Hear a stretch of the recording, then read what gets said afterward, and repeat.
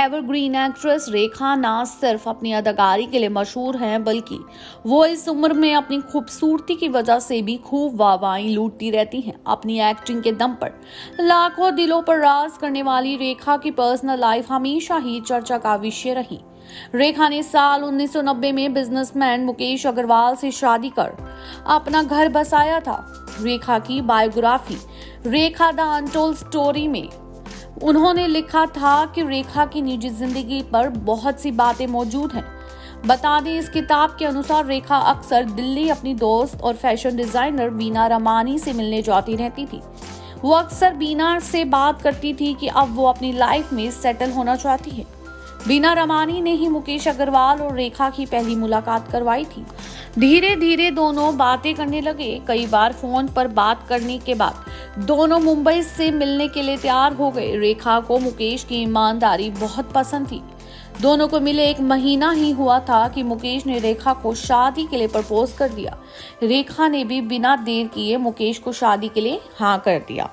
मुकेश अग्रवाल और रेखा ने 1990 में मार्च के महीने में मुंबई के जुहू स्थित एक मंदिर में शादी कर ली। शादी के 1 महीने बाद उन्होंने शादी का कार्यक्रम तिरुपति मंदिर में रखा। हफ्ते भर बाद रेखा को मुकेश का अलग ही रूप देखने को मिला।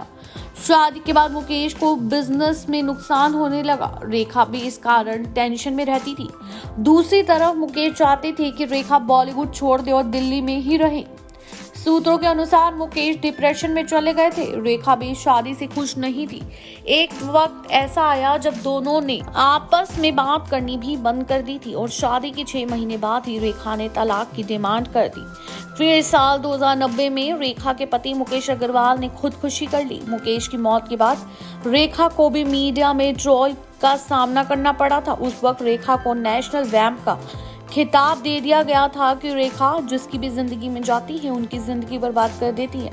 आपको बता दें कि रेखा के लिए एक बात का और इस्तेमाल किया गया था। रेखा को नेशनल वैम्पायर यानी कि नेशनल वैम्प कहा गया, जिसके चलते उनके लिए 7 खून माफ जैसी मूवी का भी लॉन्च किया गया कि ये किसी को अभी घर बर्बाद कर सकती है।